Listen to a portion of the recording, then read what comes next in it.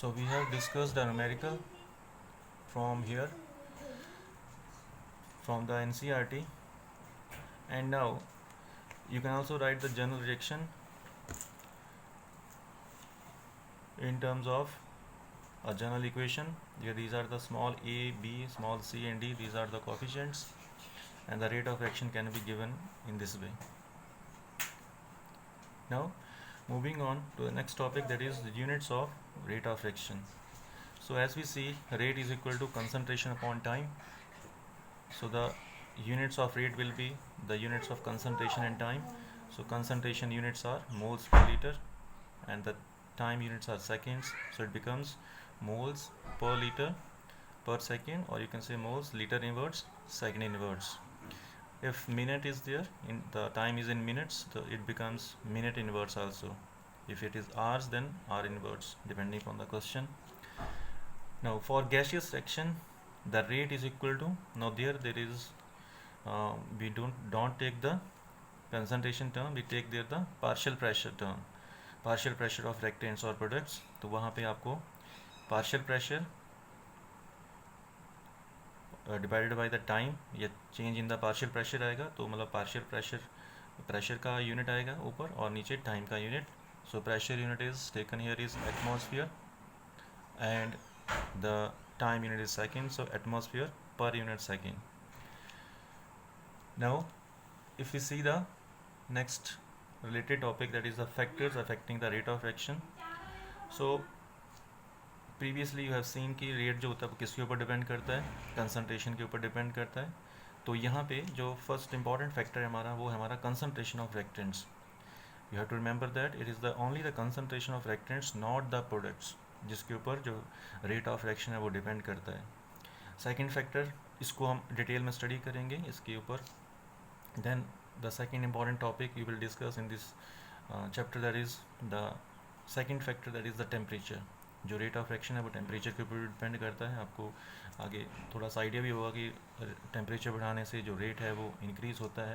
And then third factor will be the presence of a catalyst. अगर catalyst होती है तो जो रेट ऑफ रिएक्शन है वो फास्टर हो जाते हैं. तो इन तीन इंपॉर्टेंट टॉपिक्स के बारे में बात करेंगे आने वाले चैप्टर में. तो सबसे पहले हम देख लेते हैं, that is the effect of concentration of reactants. तो जैसे इस फिगर में आप देख रहे हैं कि अगर हमारे पास कंसंट्रेशन टर्म हो वाई एक्सिस में और टाइम हो in terms in the x axis, then with time what happens, the concentration of reactants what happens, decreases and the concentration of product increases. So अगर हम फैक्टर की बात करें तो कंसंट्रेशन रिएक्टेंट की बात करें तो विद टाइम क्या होता है, धीरे धीरे इसकी कंसंट्रेशन कम होती है रिएक्टेंट्स की.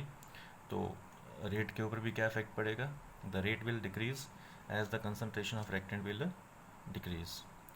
सो इसको एक्सप्लेन करने के लिए हमारे पास साइंटिस्ट्स ने क्या दिए हैं, लॉज दिए हैं. तो पहला लॉ आपने इक्विलिब्रियम चैप्टर में स्टडी किया था 11th क्लास में, वो था हमारा लॉ ऑफ मास एक्शन. ये एक थ्योरेटिकल कंसेप्ट है.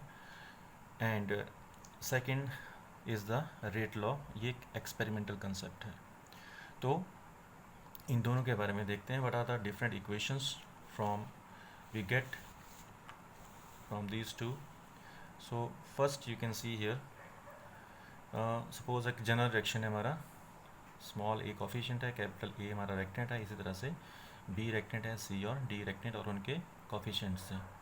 ठीक है, it is a stoichiometric coefficient and A B, capital A B and C D are the reactants and products.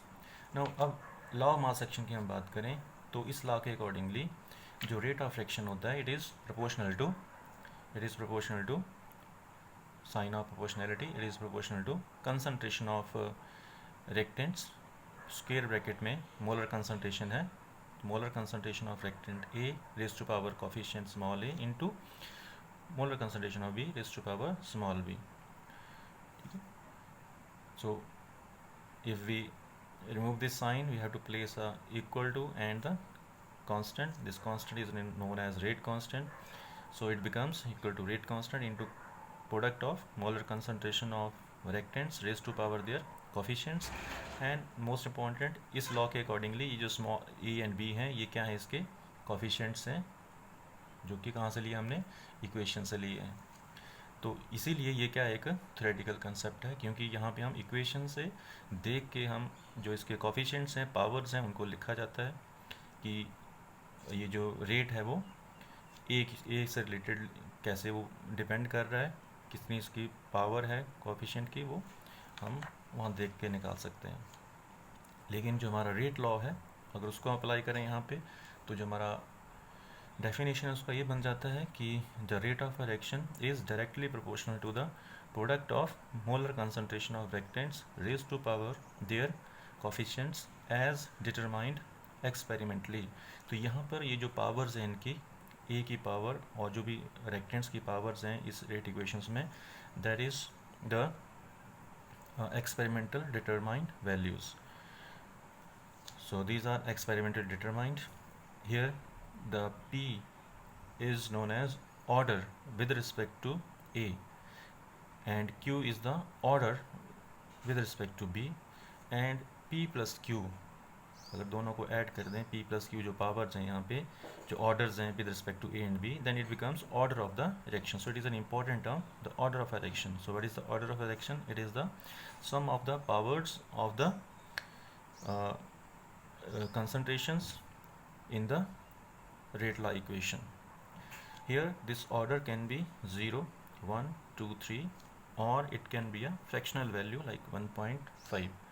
तो यहाँ पे हमारे पास एक important question बनता है, the difference between, you can have difference between law of mass action and the rate law. The most important of these two is the rate law, जो कि आगे हमारे पास काम आने वाला है, जिसमें कि हम ऑर्डर ऑफ रिएक्शन की हम बात करते हैं, डिफरेंट रिएक्शंस की हम बात करते हैं, जो कि अलग अलग ऑर्डर्स के हम उसमें देखते हैं।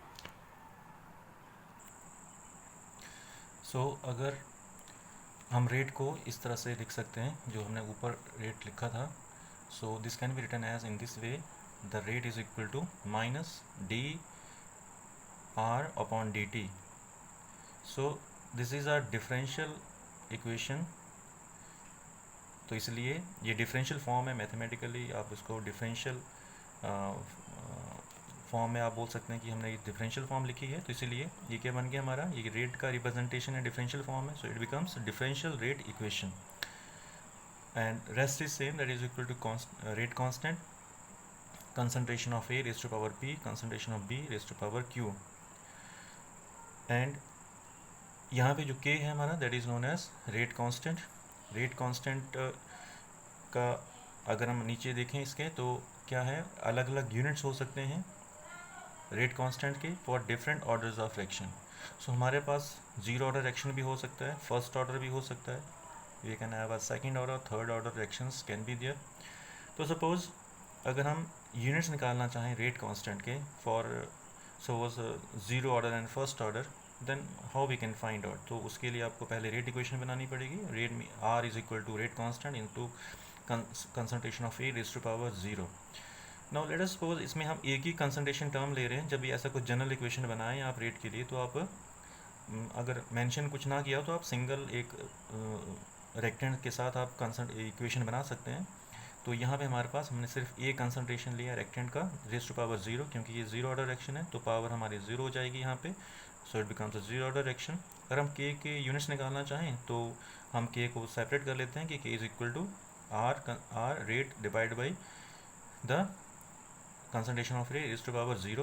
Now A raised to power 0 is 1, and units of R is equal to moles per liter per second, या mole liter inverse second inverse. So what is the units of rate constant for zero order? It becomes moles liter inverse second inverse.